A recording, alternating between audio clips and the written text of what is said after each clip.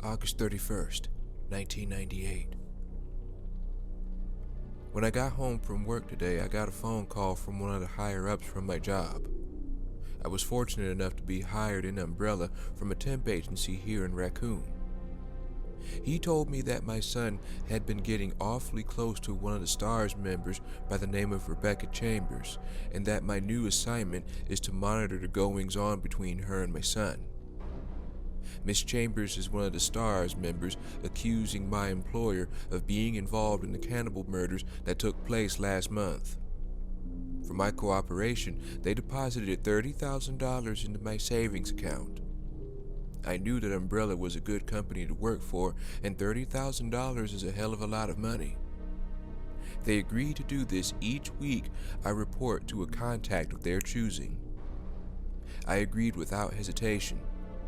Besides, this will give me a chance to break Calvin away from the growing situation that the STARS have found themselves in. September 10th. Calvin came home from school in a sour mood this afternoon.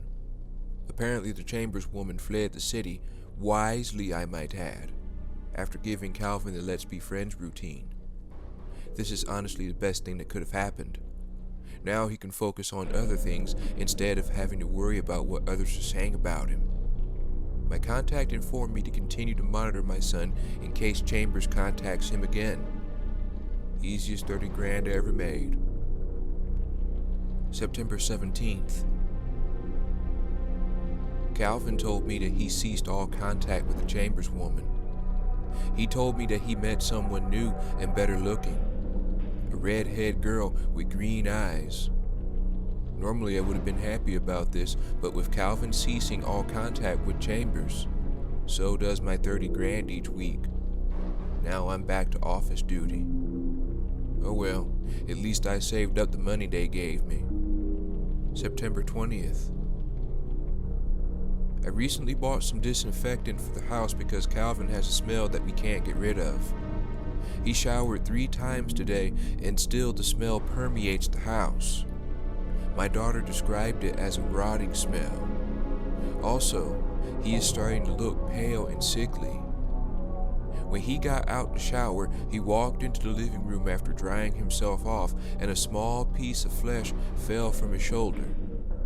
He told me that it didn't hurt, but I insisted that I'm taking him to the doctor's office tomorrow. September 21st. It was terrible. Calvin bit one of the doctors at the doctor's office and tore through the flesh of his arm. The police that was stationed there tackled him to the ground, but he didn't seem to notice. His eyes were white and his moans were horrific. I tried to help them in restraining him, but I was held back. The most damaging thing to me was when Calvin saw me through his glazed eyes. He tried making his way toward me. I could only turn and leave as the police held him in place. September 25th. Calvin is out there somewhere, chowing down on someone. I failed him, and it's my job, my responsibility as his father, to stop him. Had I known that not listening to the STARS and letting my greed get the better of me would lead to this, I would have taken my family out of Raccoon the moment I heard the first stories about the Arclay incident. Calvin, I'm sorry, son. Daddy's coming to save you.